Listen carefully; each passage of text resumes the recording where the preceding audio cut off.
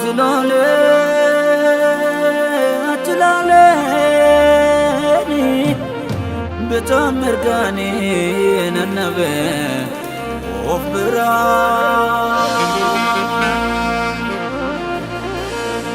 Ati kofo nakagesu, bareni semale namni halani. Walhira Otumman ke sirri hoji kes madante Tuka kato jatu machatu dubbate Dankara sebela esan indandenye Ofi kenchabsite asin darbe jeche kuni Omnate tannate Dankara sebela esan indandenye Gardame chabsite kotu darbe jette kuni Omnate benate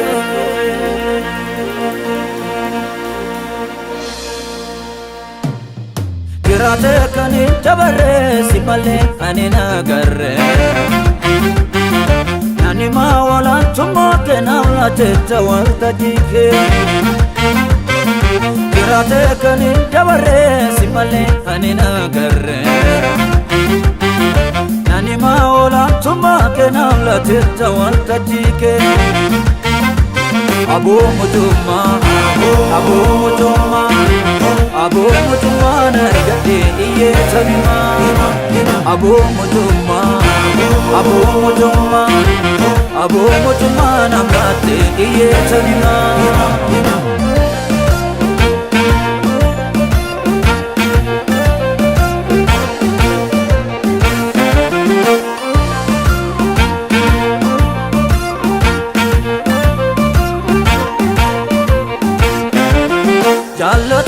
Jallatame jibbame hunda argeera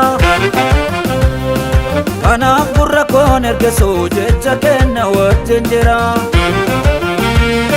Gurraacha na diiga jedha namni waan odeessu nabu Angalataa nan guutame faarse sin dadhabu Naaf hojii kooti itti waamame na wajjin jirta Kirma badame Kundin kosuma Sirratan lata Uri sefida Oma galata Itti fufeni sifarsa Itti fufeni sifarsa Itti fufeni sifarsa Itti fufeni sifarsa Itti fufeni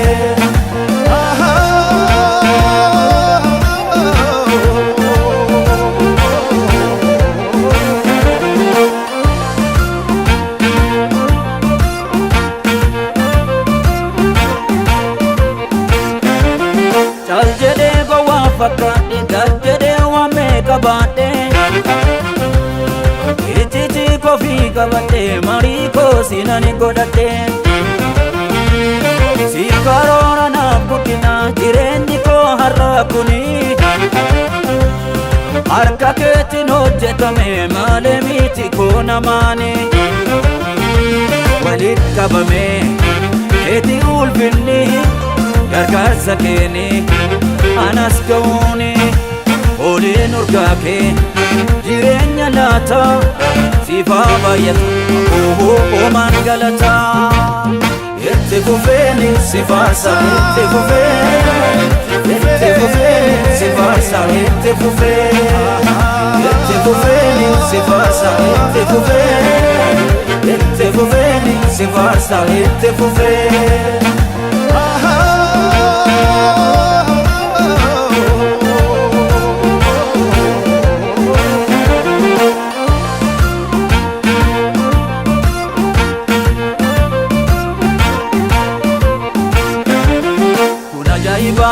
Malesa kuna jaiba Malesa eenyu darbe Kalesa addana ta'ee si baasa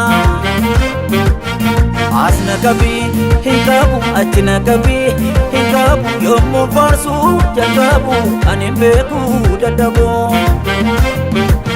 irraa hafaan jiraadhe malee natti mirranne gooftaa koo si haa galatu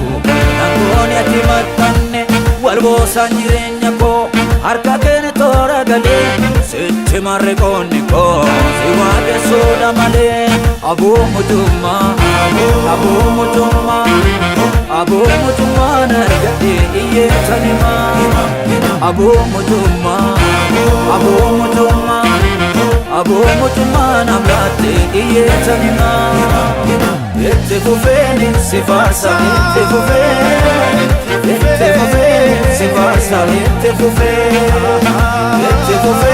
si faarsa